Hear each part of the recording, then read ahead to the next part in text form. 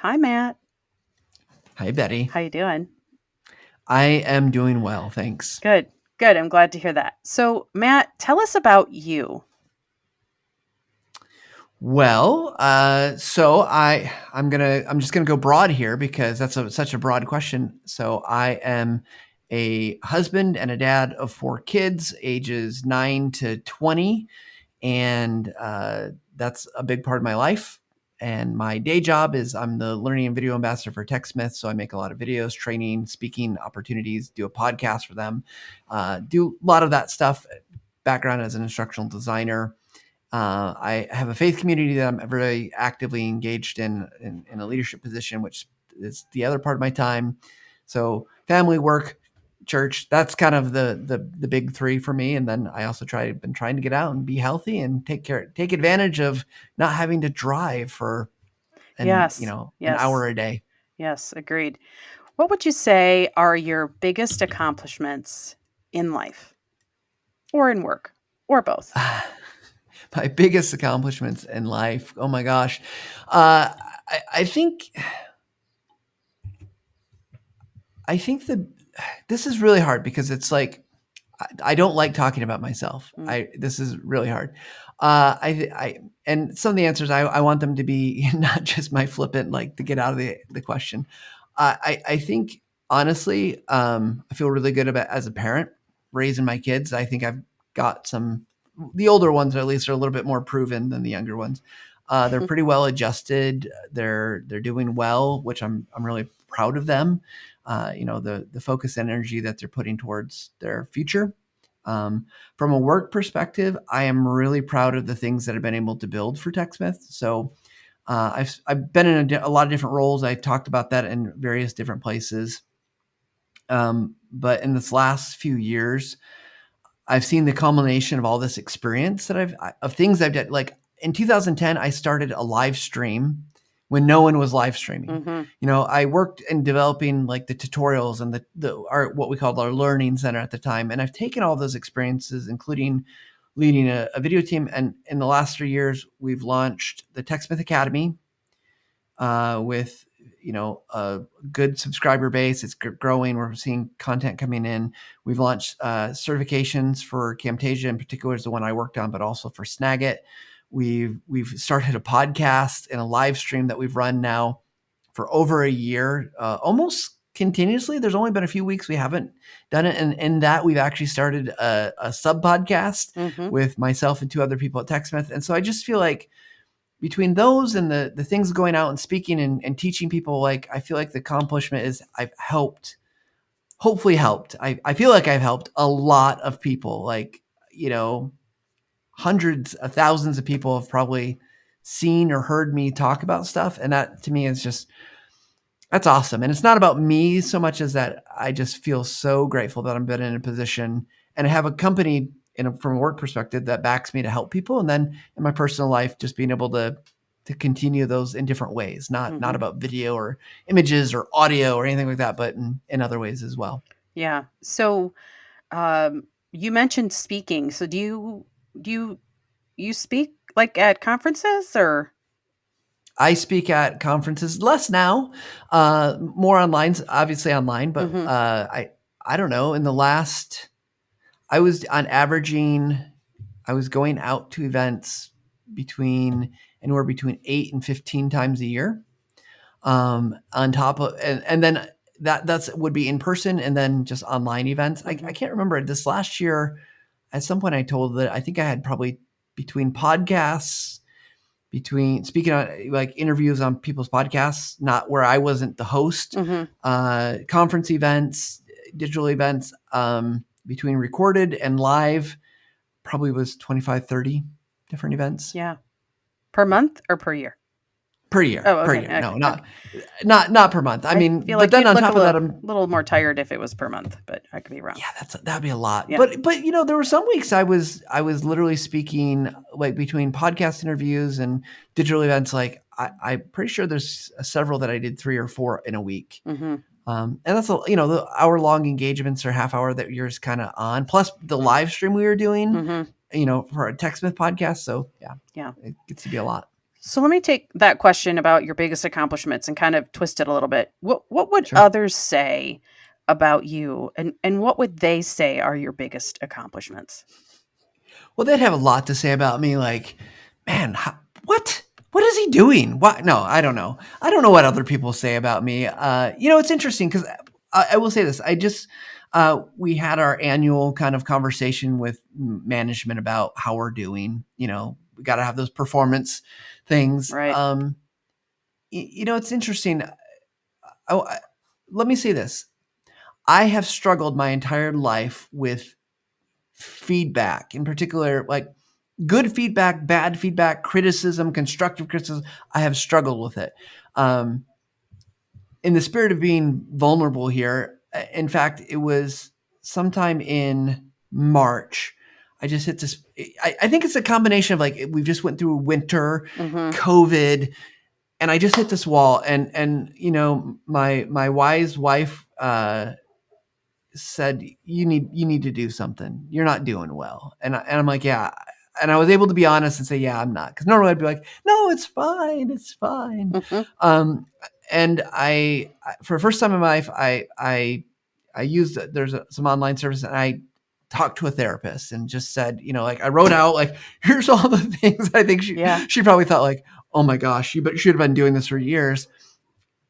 And it was really interesting because a lot of it came down to what happens when I get the feedback.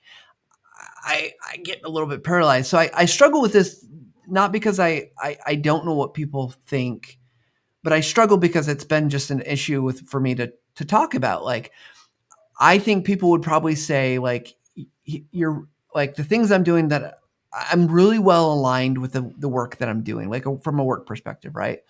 I would think I know people have told me that they're very grateful for the advice and help that I give them because I'm very approachable, Mm-hmm. right? I don't, and that to me, that's awesome feedback because that's what I want to be. I don't want to be like, oh, hoity-toity matches on a stage talking about whatever. I want to be there to be able to help people be successful. And I think people would say that I've done that fairly well.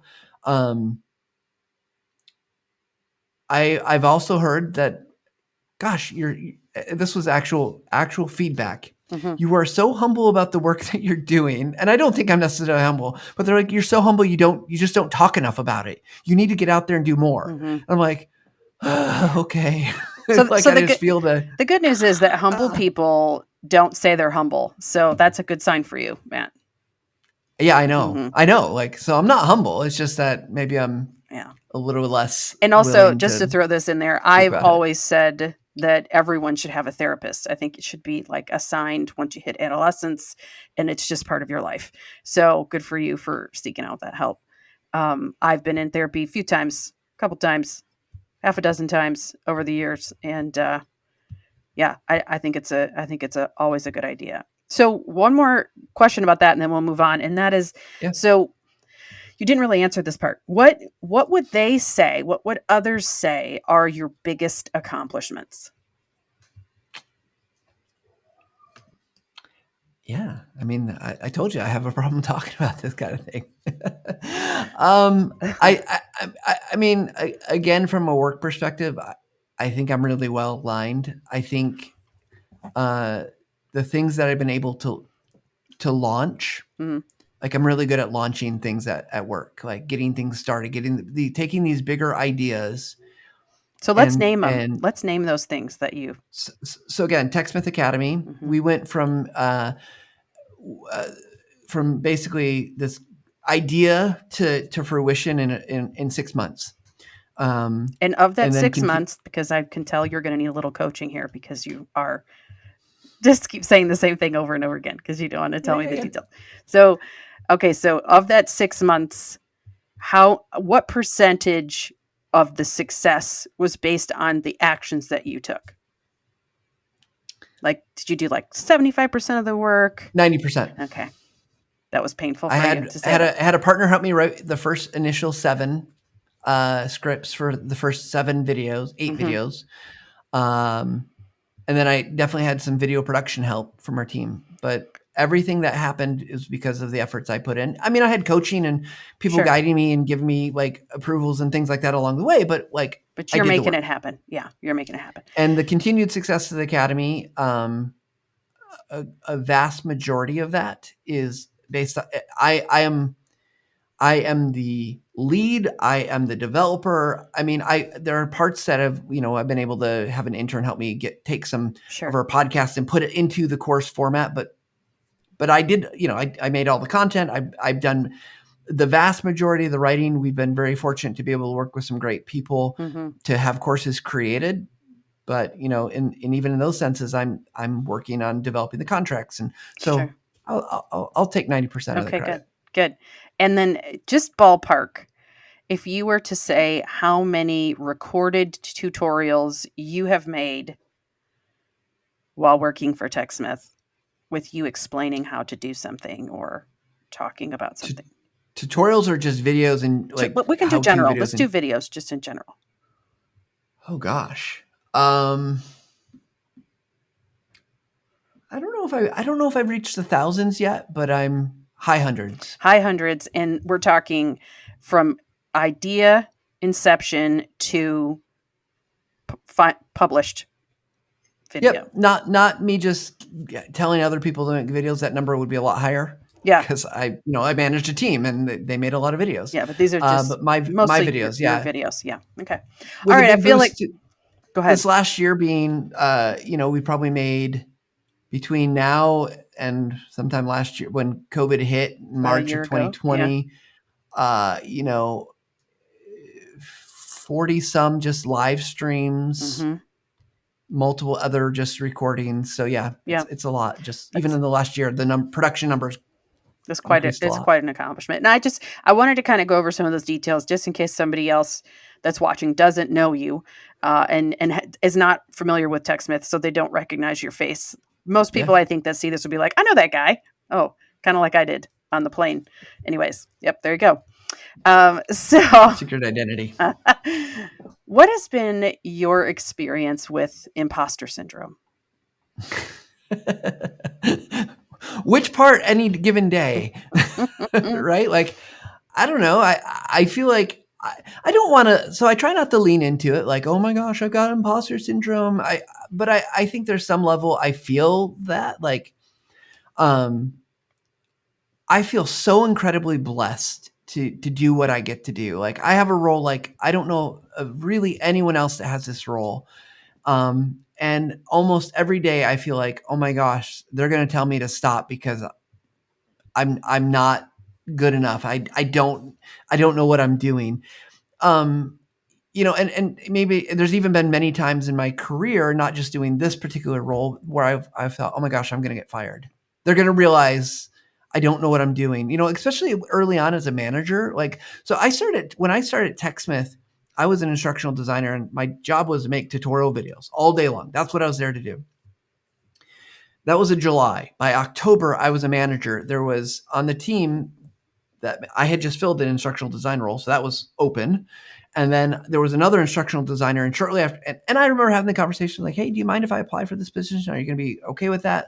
Because I was so new, and she's like, "Yeah, whatever." And then I got the job, and she's like, "Oh, by the way, I'm going to grad school." I'm like, it was just me.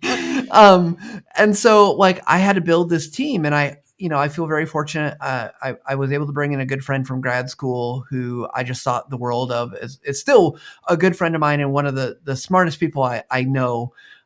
He came on the team. We got another guy that had he just is the best human in the world. He's just so kind and so generous. Another guy who I think the world of as well. But he went on to work for Google for a number of years, has worked for other large organizations, has just like made like everyone else feel like, oh my gosh, what are we doing with our lives? He's super successful. We built this team and we just had such an amazing chemistry. And through all that, I'm like, I don't know what I'm doing. I'm supposed to be the manager of this team, and these people are brilliant and smart. I took the advice literal that you hire people that are better and smarter than Mm-hmm. you. Mm-hmm. Um, and they all quickly showed that they were. I'm just like, okay, but it worked. And then, some other various career things happened in terms of like teams merged, and I had to try to win people over because they didn't agree that I should be their manager. Um, and all along the way, I struggled with like, I don't, I'm gonna get fired because I don't know how to do this well. Mhm. And I reflection wise, I can look back and say, like, okay, I did some things that were good. I did some things that it worked. But I think it's still a constant struggle. I will get to a conference and I'll be hanging out with people and I'll just feel like, oh my gosh, I don't know anything. Um, Yeah, they're just so been smart there. and so clever and so good, and it's like, or they're good at whatever it is, like they're good at conversation or good at setting, and I'm just like, man, I'm lucky that I feel confident. The one thing I will say I feel confident at is getting up on a stage or in front of a camera and I can talk. Mhm. The content of that might not be the absolute best, but I like, this doesn't bother me. I could Right. do this all day long every day. So do you remember the first time you were sort of having imposter syndrome and realized that that's what it was? Or I don't even know that even an early, it doesn't yeah. have to be the first time, like an early I don't occurrence. I remember hearing about it. Probably, I mean, it hasn't. I was definitely at TechSmith when I heard about it. We had a great. I think she was a director, and she was actually in development. And I feel like we struck up a friendship. I don't think it was like this deep friendship, but it was like a work friendship. And she Mhm. was someone I knew I could go to and kind of get the pulse of like outside of my realm. Like, she would give good advice, and I really appreciated her. And I remember her talking about it in a kind of broader context of TechSmith. And um, but I don't remember a specific instance of being like, oh, I feel that. But I do remember at some point along the way just feeling like I do this. I need to stop. And yet I still feel it, right? Mhm. Like, there was a kind of like the awareness of like, do I really do this? Is that really what it is? Am I making like, I guess trying to rationalize with myself of what Sure. it was or what it is. And I think I've tried to say like don't get hung up on it. Like, it gets a little easier as I get a little bit older and just more experience. That like, I Yeah. realize no one knows what they're doing completely. Some people, they have their specialties and they're really going to be good at it. So I try not to, again, lean into it too much, but I definitely feel it. Yeah. I feel like I'm not the smartest bulb in the box. I'm not the brightest in the room. I've got a few good things that I can lean on, and I'll just keep playing those cards until I can't play them anymore. Mhm. So, what does it feel like when you're having sort of an episode or a moment of imposter syndrome? I mean, what emotions do you feel? What thoughts do you have? Do you have any physical reactions? Yeah, I mean, I so I think it's interesting you talk about the physical reactions. I definitely feel like if I linger on it, right? Like, I think there's flashes where you're like, oh gosh, and then you just, when I am successfully able to push it out, it's like, but you feel the flash. But I Mhm. think when I linger on it and kind of it hits me, um, I'll go into kind of a down state, right? Like, I'm pretty good in like conversation. I'll be really energetic, but I'm not always on, right? Like, I'm Mhm. not that kind of person. Like, I'm just always energy. Mhm. Um, but I will walk away from the camera or the meeting or the whatever and that's typically when I feel it, because something will happen. I'll have made a mistake, or I'll let something like, it'll be like, feel like it's obvious to everyone else that I'm just like, oh my gosh, he does not know what he's doing. And I get a little somber, and Mhm. the kind of the emotion of like, I feel that kind of the weight.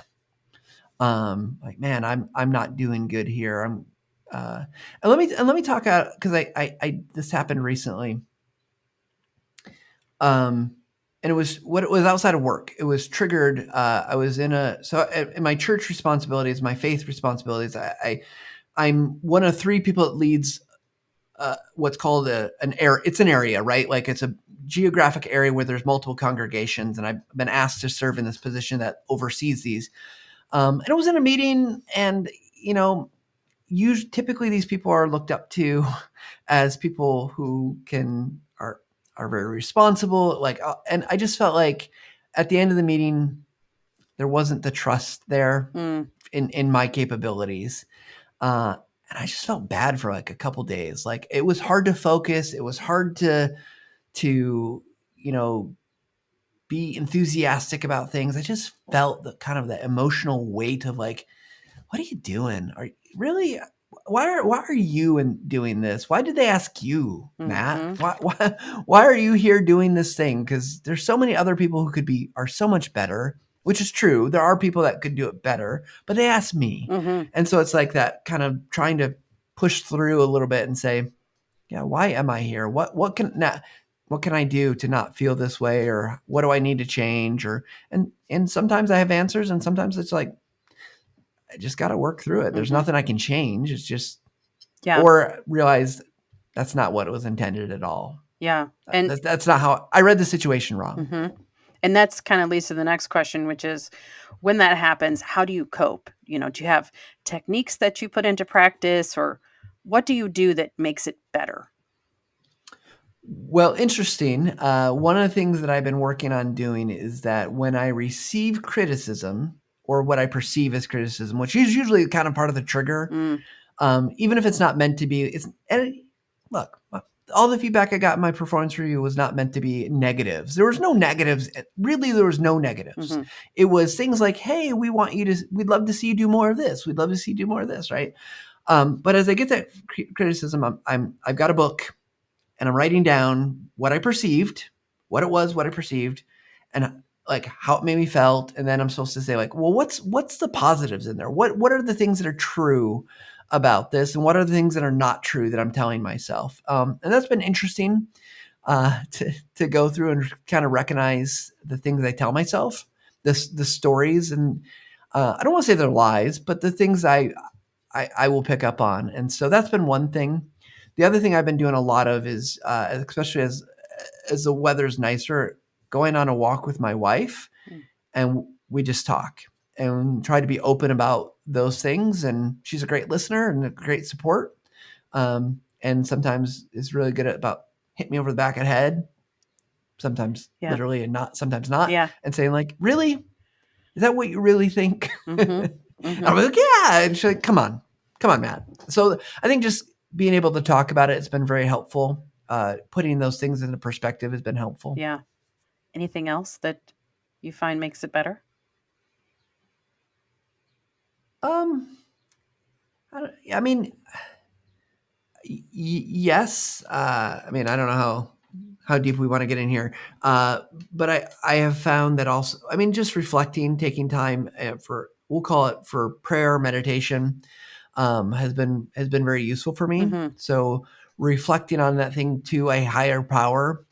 And I understand not everyone believes, and that's fine. But for me, it does help me to focus in on, if you see yourself as part of that entity, like given that, I'm trying to speak vaguely here because I don't want to offend anybody.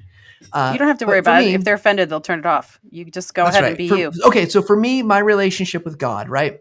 If I believe that we are all his children and that I have a personal relationship, no one understands me better than he does. And for me, the fact that I believe that he can communicate to me in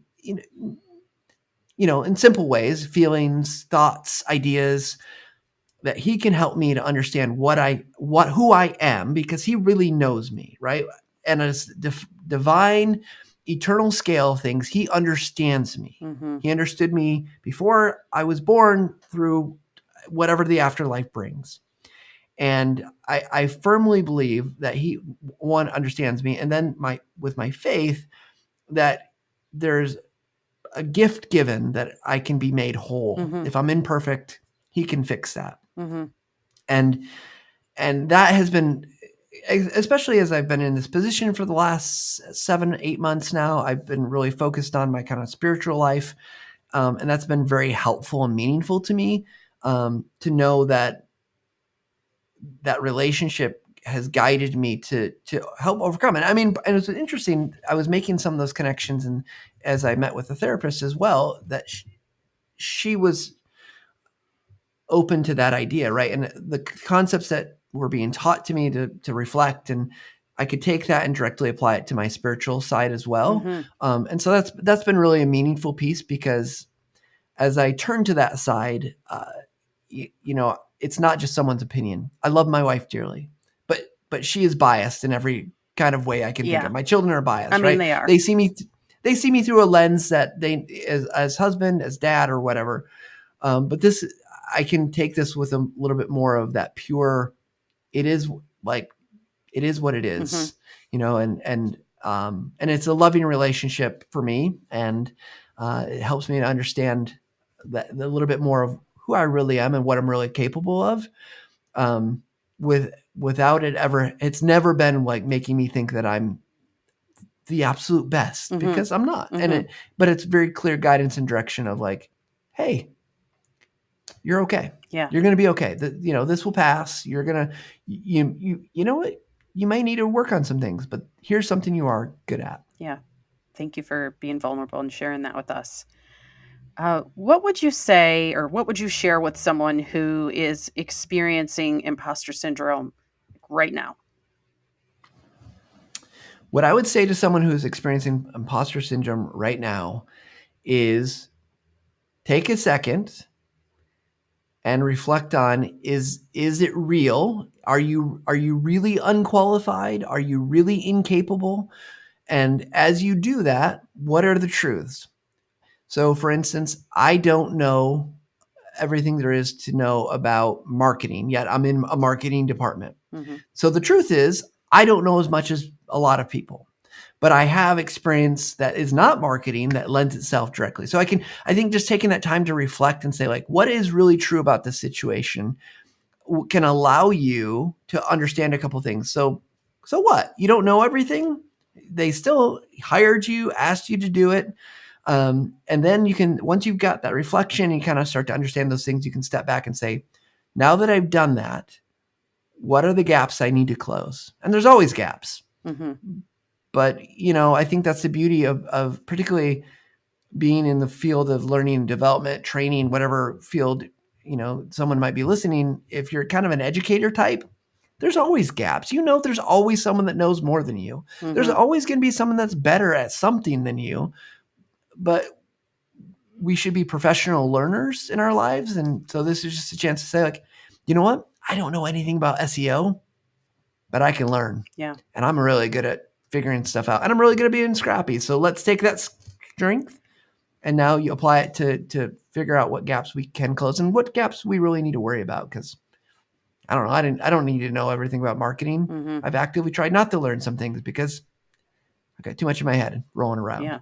It's gonna confuse me. Got too many tabs open up there. Yeah. Yeah. All right. I have one last question for you, Matt. Okay. Why did you want to be a part of this imposter syndrome project? What made you raise your hand and say, pick me? Well, first and foremost, Betty asked me, and when Betty asks you, you say yes. I love that. Good. Yes, that's true. Uh, and in addition, I think because it's something I have felt, and I imagine 6 weeks from now, 3 weeks, I don't know when, I will feel it again. I think we're all struggling with it, and in my nature to want to help, Mhm. I don't know. I don't know what other people how they deal with it or what it would be really fascinating to hear the other conversations. But I think it helps one that we realize there's a lot of people that are feeling this. Mhm. So we're not alone. That's super helpful. And I want to be part of that to let people, you're not alone here. It's a real thing. You're going to deal with it. Two, if someone hears this and says, you know what, I never thought of that.